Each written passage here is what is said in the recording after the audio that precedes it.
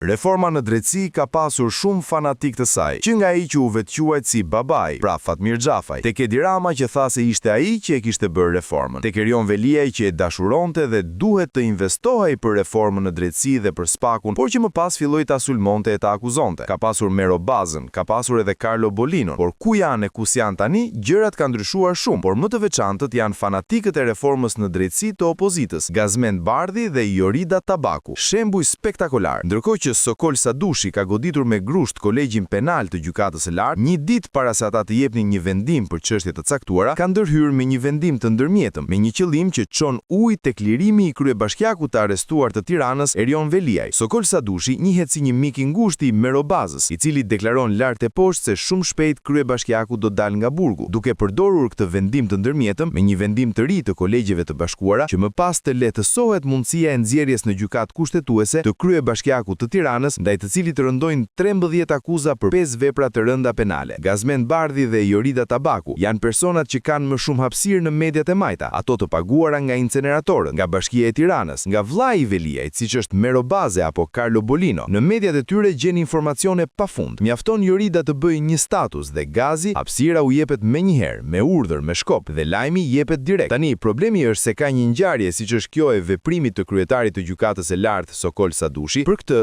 Gazmend Bardhi dhe Jorida Tabaku nuk flasin. Ta fanatik të reformës në drejtësi, pse nuk flasin për Sokol Sadushin që doli nga dera dhe hyri nga dritarja nëpërmjet reformës në drejtësi pa bërë veting? Pse nuk flasin për vendimin e ndërmjetëm që nxori Sokol Sadushi, jo vetëm duke reaguar politikisht, por këta që shkojnë dhe raportojnë në Bundestag, në Bashkimin Evropian, në ambasadën amerikane? Si ka mundësi që nuk i njoftojnë këto institucione këta fanatik të reformës në drejtësi? Kur themi Gazi dhe Jorida, ka dhe shumë të tjerë brenda opozitës, se këta të pushtetit atë punë kanë, interesin e kanë të lidhur me Erion Veliajn, me 99-çat. Po këta të opozitës si ka mundësi që heshtin, që nuk reagojnë, që nuk njoftojnë ambasadat, që nuk njoftojnë vendet partnere në lidhje me këtë vendim të ndërmjetëm të Sokol Sadushit, që ka një qëllim përfundimtar, pikërisht lirimin e Erion Veliajt, të vetmit kryebashkiak dhe zyrtar të lartë në detyrë që ndodhet në burg. Gazbardhi reagon për Martakos, Jorida Tabaku reagon për 1001 budallallëqe, por këta nuk reagojnë për Sokol Sadushin. Këta të dy janë shembulli, siç e theksuam se ka dhe plot të tjerë. Ta reagojnë për zyrtarët të lartë të BE-s, këta reagojnë për ambasadorët, këta reagojnë për çdo gjë, për të mos thënë pastaj që Gazi dhe Jorida nuk u pan në ato protesta që mbaheshin kundër Veliajt. Por edhe ndonjëherë kur kaluan sa për tu parë. Ndaj dhe përtej çdo dyshimi apo hamendjeje gazetareske, si ka mundësi që këta gjejnë hapësirë në mediat e paguara nga vllai i Veliajt? Si ka mundësi që gjejnë hapësirë te Mero Bazet dhe Carlo Bolinot, mediat e paguara nga inceneratorët? Si ka mundësi nuk reagojnë për Sokol Sadushin? Si ka mundësi që nuk morën pjesë në protestat kundër Erion Veliajt? Si ka mundësi që tashmë nuk njoftojnë ndërkombëtarët, siç pretendojnë se janë bashkëpunëtorë të mëdhenj të tyre dhe i thërrisin ambasadat dhe i dëgjojnë këta mendje ndritur? Se këta dashnorë të reformës në drejtësi nuk e denoncojnë në institucionet ndërkombëtare veprimin e Sokol Sadushit që synon në fund nxjerrjen nga burgu Erion Veliajt, të vetmit kryebashkiak dhe zyrtar të lartë në detyrë që ndodhet në burg?